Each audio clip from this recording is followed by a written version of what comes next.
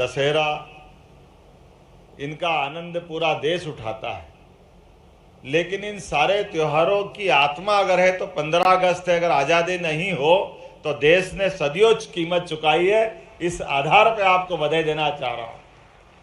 सारे त्योहारों से बढ़कर क्या ईद, क्या होली, क्या दिवाली, सारे त्योहारों के अंदर ये हमारी संस्कृति को बचाए रखने में हमारे लिए हमारे देश की आज़ादी ये सर्वोत्तम स्थान पर है। ऐसे में इसका सेलिब्रेशन तो ऐसे ही होना चाहिए जो आपने रखा है। पूरा देश मनाए, पूरा देश आनंद में झूमे, इसी बात की आवश्यकता है। इसीलिए देशभक्ति से ओतप्रोत सारी प्रस्तुतियों के अलग अलग प्रकार के आनंद में हम सब डूबे। इंडिविजुअल भी दी, बाकी भी दी।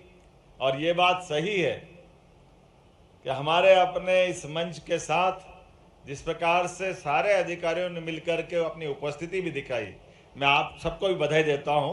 और प्रत्येक टीम यहाँ मौजूद है। मेरे को इसका आपका दायरा मालूम नहीं है, अभी नया नया गृह मंत्री भी हूँ, धीरे धीरे सीख जाऊंगा।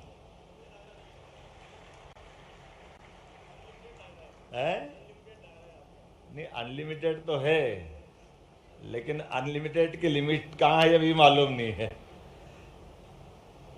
मुझे शब्द बोलने में अटपटा लगेगा, लेकिन मुझे मालूम नहीं कि पुलिस इतनी कलाकार भी है।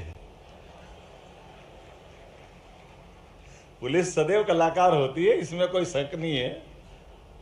समाज के अंदर होने वाली सब दुर्व्यवस्थाओं में भी सुव्यवस्थित स्थापित करने के लिए हमारे यहाँ हजारों साल से ये कलाकार शब्द कहाँ से आया है, अगर इसकी खोजबीन की जाए तो कलाओं में कला, कितनी कला है? 64 कला, 14 विद्या, 18 पुराण, 4 वेद एक ही में भगवान श्री कृष्ण में, जिनकी जन्माष्टमी आने वाली। सच्चे अर्थों में मेरे से कोई अगर पूछे कि पुलिस के अधिष्ठाता देव की कोई प्रतिमा रखी जाए तो मैं भगवान कृष्ण को सबसे पहले वहां समर्पित करना चाहूंगा, जिनके माध्यम से, क्योंकि उनका जो ध्येय वाक्य है, वो ध्येय वाक्य अपने आप हमको अपने उस कर्म से जोड़ता है। माफ करना, ये हमने उनको उस दृष्टि से नहीं देखा कि जिसकी दृष्टि से पूजा की भावना ली। सच्चे अर्थों में एकमात्र व्यक्ति ऐसे हैं जिनको अपन व्यक्तित्व के नाते से अगर देखें तो जिनके जीवन काल में एक शब्द बोला है, वो अपना पूरा जीवन अधर्म के खिलाफ लगाने के लिए तत्पर है, सदैव धर्म की स्थापना के लिए। और धर्म की स्थापना मतलब सुव्यवस्था, कानून और व्यवस्था की स्थिति आज के शब्दों में मानो, इसकी स्थापना के लिए उन्हें पूरा जीवन लगाया। जहां जहां अधर्म हुआ, जहां जहां अन्याय हुआ, हर अन्याय के खिलाफ एकमात्र व्यक्ति है जिन्होंने अपने आप को सबसे पहले दांव पे लगाया। केवल एक उदाहरण दूंगा, वो उदाहरण समसामयिक है कि नहीं मुझे नहीं मालूम, लेकिन एक उदाहरण है। वो उदाहरण है उनके विवाह से जुड़ा हुआ कि उनके विवाह 16,100 हुए थे। मुझे बताया गया कि उनके 16,100 विवाह ये थोड़ी सी अतिरंजित बात है, ये सही नहीं है। उनके विवाह तो 8 ही हुए, लेकिन वो एक ऐसा अन्याय हुआ था कि एक व्यक्ति था जिसने संकल्प कर लिया कि मैं 21,000 लड़कियां इकट्ठी करूंगा और फिर उनसे विवाह करूंगा।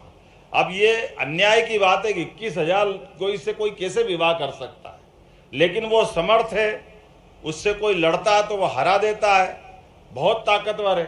पूरा देश देख रहा, कोई उसकी तरफ देखने को तैयार नहीं। ऐसे में एक व्यक्ति सोमनाथ से उठे, द्वारका से उठे, और उनने कहा मैं इसको चुनौती देता हूं, ये गलत है। और वो व्यक्ति आसाम में था। कोई 21,000 लड़कियां, वो भी राजकन्या को इकट्ठी करेगा तो कितना टाइम लगेगा? एक दिन में तो होगा नहीं, 2 साल, 4 साल, 5 साल। जहां कोई राजा की बेटी खड़ी होती वो उठा के ले जाता, अपनी कैद में बंद करता। और ऐसे करते करते 16,100 उसने बंद कर ली। वो 21,000 इकट्ठी करने वाला था। भगवान कृष्ण ने उसका विरोध किया, जाकर के युद्ध में ललकारा, और वो एकमात्र युद्ध ऐसा था जिसमें भगवान कृष्ण के साथ बलराम नहीं थे। अकेले कृष्ण भगवान ने वो युद्ध किया और डंके की चोट उसको मारा। मारने के बाद सारी बहनों को कैद से बाहर किया और कहा कि आप अपने अपने घर जा सकती हो, आपका हमने ये कैद समाप्त कर दी, बंधन समाप्त कर दिया। ये प्रश्न ऐसा था, जब एक बड़ा काम तो हो गया कि अन्यायी को मार दिया जो गलत काम करने वाला था, लेकिन उससे बड़ा एक धर्म संकट खड़ा हो गया कि अब ये कहाँ जाएगी। हम सब जानते कि माता बहनों को घर से एक दिन बाहर रहना पड़ जाए तो घर वालों की कठिनाई पड़ जाती कि अब बच्ची के बारे में क्या कहा जाए। ऐसे में 1 साल पहले, 2 साल पहले, 5 साल पहले अगर घर से उठा लाए तो उनकी बड़ी मुसीबत थी। सारी की सारी लड़कियों ने कहा कि हमारा क्या होगा, हम तो कहीं की नहीं रही, कम से कम वो विवाह तो करता, अब आपने तो उसी को मार दिया, तो हमारा विवाह भी नहीं हो रहा और हमारे पास घर वाले भी नहीं अपनाएंगे। तो भगवान कृष्ण ने वही घोषणा की कि ये बात सही है कि आपके साथ अन्याय हुआ है, लेकिन अब मुझे बताओ मैं क्या करूँगा। तो उन्होंने कहा या तो हमारे पास 2 रास्ते हैं, हम सब ब्रह्मपुत्र में डूब के मर जाएं या गलत रास्ते पे जाएं। भगवान ने कहा ऐसा दोनों नहीं करना है। ये भाव का एक बड़ा हमारा रिश्ता बनता है। सामाजिक क्रांति का यह सबसे बड़ा उदाहरण भगवान श्री कृष्ण का है, जिन्होंने निर्णय किया कि आप सबको मैं अपने घर में तो नहीं लाऊंगा, लेकिन आप पूरे देश में देव दर्शन करो, जहाँ जाना हो जाओ। तो उन्होंने कहा हम जाएंगे तो हमारा लोग पूछेंगे हम विवाहित हैं या अविवाहित हैं, हमारा क्या होगा। तो उन्होंने कहा अगर आपको यह संकट है तो मैं अपना नाम देता हूँ। तो नाम दान उन्होंने किया और धर्म पत्नी का नाम तब से प्रारंभ हुआ, केवल भाव से, कोई परिवार में नहीं बसाया। और इस कारण से ऐसा माना जाता कि वो भाव पत्नियां हुई जो 16,100 थी।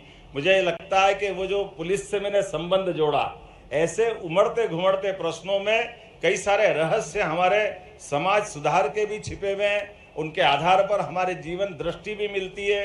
और मुझे लगता है कि पुलिस के इस पूरे आयोजन में आपकी छाती पे जो मेडल दिखता है, ऐसा लगता है हम सबका ये चौड़ा सीना आपको देख के गर्व से भर जाता है। भारत में सुशासन अगर है तो आप सबके भरोसे से मैं आपको बधाई देना चाहता हूं, देशवासियों को बधाई देना चाहता हूं, प्रदेशवासियों को बधाई देना चाहता हूं।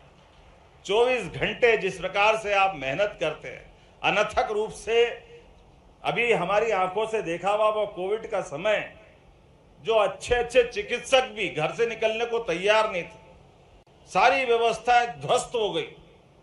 लेकिन मैं उस बात का गवाह हूं, मैं प्रभारी मंत्री था, हम अपने गृह जिले में प्रभारी मंत्री थे, लेकिन हमारे टीआई, हमारे जवान सारी इतनी कठिनाई के बाद उसी चुनौती का सामना करते हुए चौराहे चौराहे खड़े थे, ये जानते हुए कि आज का सूरज निकला है, कल का देखेंगे कि नहीं देखेंगे कोई मालूम नहीं। और ऐसा कई कष्ट हुआ है, कई लोगों को हमने अपने आंखों से इस ड्यूटी पे अपने आप को बलिदान होते देखा। जिस प्रकार से सीमा पे सीने की गोली खा करके दुश्मन का मुकाबला करते लोग बलिदान होते, कोविड के समय में अपनी आंखों से हमने उस चुनौती का आपको सामना करते देखा है। इसलिए आप सबको बधाई देता हूं, आप सबकी सेवाओं को नमन करता हूं और उम्मीद करता हूं कि ये मेडल मेरा बस चले तो जितने बैठे सबको दे दूं, सबकी बधाई कर दूं। इतना आनंद से आप काम करते हैं, मेरी अपनी ओर से बहुत बहुत बधाई, बहुत बहुत धन्यवाद। धन्यवाद सर। जिस शब्दातीत अपनत्व का संप्रेषण करते हुए आपने हमारी जीवन ऊर्जा का उन्मेष किया है, उसके लिए हम स्नेहपूर्ण आभार व्यक्त करते हैं।